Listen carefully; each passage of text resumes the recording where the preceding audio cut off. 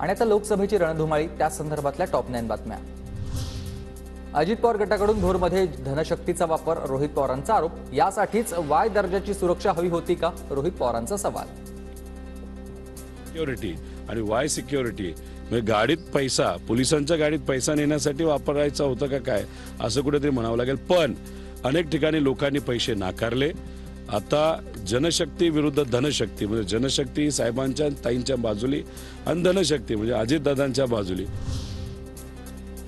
रोहित पवारांच्या डोक्यावर परिणाम म्हणून पैसे वाटल्याचा आरोप। रोहित पवारांच्या आरोपांवर अजित पवार यांची प्रतिक्रिया। सोशल मीडियामध्ये इतका पोहोचलेला आहे रोहित की तो असं काहीतरी वेगळं दाखवून हे बाईट हे कालच्याच आहेत, हे परवाच्याच आहेत असं पण दाखवायला तो मागं पुढं बघणार नाही।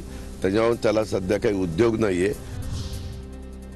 रोहित पवारांकडून पैसे वाटपाचा आणखी एक व्हिडिओ ट्विट। अजितदादा घ्या, ईडी आणि सीबीआयनं कारवाई केलेल्या तुमच्या कारखान्याच्या कर्मचाऱ्यासोबत तुमच्या पदाधिकाऱ्याच्या नातलगाचा पैसे वाटल्याचा आणखी एक व्हिडिओ, ट्विटमध्ये उल्लेख। रोहित पवारांची नौटंकी सुरू। भोर वेल्हामध्ये गाडीत पैसे टाकून अर्धवट व्हिडिओ बनवले। मावळचे आमदार सुनील शेळकेंचे आरोप। पवारांची जी काही नौटंकी चालू आहे ती आम्ही सातत्याने सांगतोय, त्याचं संपूर्ण भांड फोडतोय हे त्याला माहीत असल्यामुळं ते जाणीवपूर्वक मला अगर काही टार्गेट करत असतील तर त्यांनी करावं। परंतु मला त्यांना एवढं सांगायचंय, आपण नौटंकी करून राजकारण करू नका। माळशिरसमध्ये भाजप उमेदवारांना बनावट नोटा वाटल्या। उत्तम जानकर यांचा रणजितसिंह निंबाळकर यांच्यावर आरोप। या मंडळींनी नोटा सुद्धा बनावट वाटलेले आहे, म्हणजे त्यांचं राज्य बनावट होतं।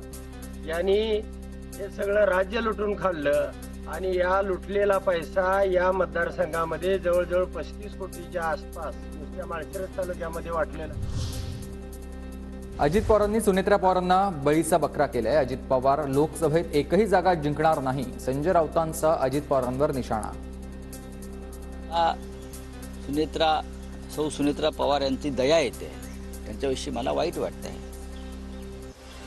की त्यांच्या पतिराजांनी त्यांना बळीचा बकरा करण्याचा प्रयत्न केला एका गृहिणीला। ईव्हीएम मशीनची पूजा केल्याप्रकरणी महिला आयोगाच्या अध्यक्ष रुपाली चाकणकर यांच्या विरोधात गुन्हा दाखल। निवडणूक आयोगाच्या अधिकाऱ्यांच्या तक्रारीनंतर पुणे पोलिसात गुन्हा दाखल। रत्नागिरी सिंधुदुर्ग लोकसभेत नारायण राणे पराभवाचा चौकार मारतील तर विनायक राऊत पुन्हा लोकसभेत जाणार। राऊतांची प्रतिक्रिया। नारायण राणे यांच्या बाबतीत पराभवाचा चौकार मारला जाईल। विनायक राऊत हे पुन्हा एकदा लोकसभेत जातील। नाशिकचे उमेदवार हेमंत गोडसे, राजाभाऊ वाजे, शांतिगिरी महाराजांसह भास्कर भागरेंना निवडणूक आयोगाची नोटीस। पूर्व परवानगी न घेताच सोशल मीडियावर प्रचार केल्यानं आयोगाची नोटीस।